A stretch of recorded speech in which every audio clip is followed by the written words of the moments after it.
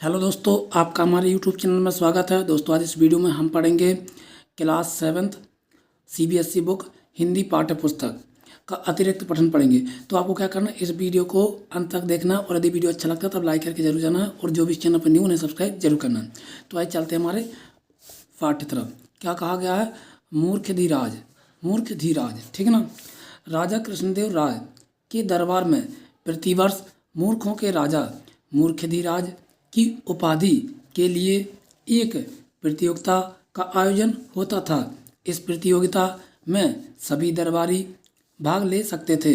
प्रतियोगिता जीतने वाले को मूर्ख धीराज की उपाधि और 5,000 सोने के सिक्के पुरस्कार स्वरूप दिए जाते थे।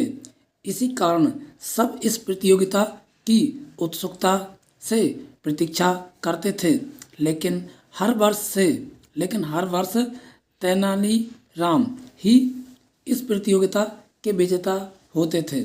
इस वर्ष दरबारियों ने आपस में सलाह करके तेनालीराम को इस प्रतियोगिता से दूर रखने की योजना बनाई।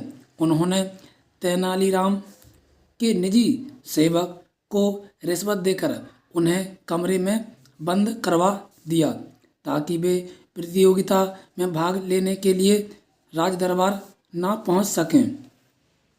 आगे चलते हैं। प्रतियोगिता का समय बीतता गया और तेनालीराम समय पर राज दरबार में ना पहुंच पाए। जब तक वे पहुंचे तब तक प्रतियोगिता लगभग समाप्त होने ही वाली थी। अभी प्रतियोगिता के विजेता का नाम घोषित किया ही जाने वाला था, तभी तेनालीराम ने दरबार में प्रवेश किया। महाराज ने उनसे पूछा, क्या हुआ तेनाली, तुम्हें इतनी देर कहाँ हो गई? तुम तो प्रतियोगिता में भी हिस्सा नहीं ले पाए। तेनालीराम ने महाराज से कहा कि महाराज, मुझे 100 सोने के सिक्कों की बहुत आवश्यकता थी। उन्हीं का प्रबंध करने में मुझे देर हो गई। महाराज बोले, अगर तुमने इस प्रतियोगिता में भाग लिया होता तो तुम अवश्य ही जीत जाते और फिर तुम्हारी धन की समस्या भी सुलझ जाती। तुमने बहुत बड़ी बेवकूफ़ी की है। तेनालीराम को चढ़ाते हुए महाराज बोले, तुम बहुत बड़े मूर्ख हो तेनाली। मैं वास्तव में मूर्ख हूँ महाराज।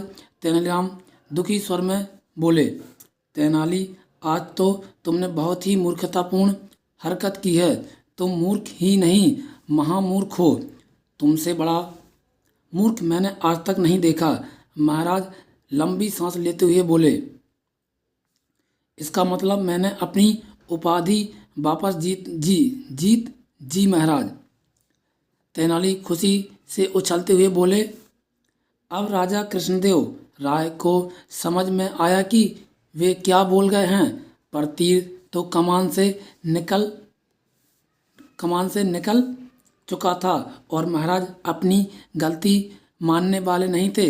अपनी भूल पर पर्दा डालते हुए कृष्णदेव राय ने इस वर्ष के मूर्ख धीराज की उपाधि भी तेनालीराम को देने की घोषणा की।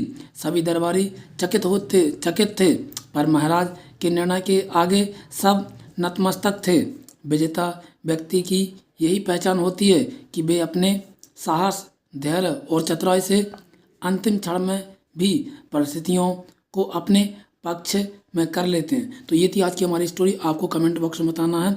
वैसे ये स्टोरी बहुत ही ज़्यादा छोटी थी, संक्षेप में थी, तो आपको अच्छी लगी होगी और यदि अच्छी लगी तो लाइक करके जरूर जाना है। तब तक के लिए थैंक यू दोस्तों।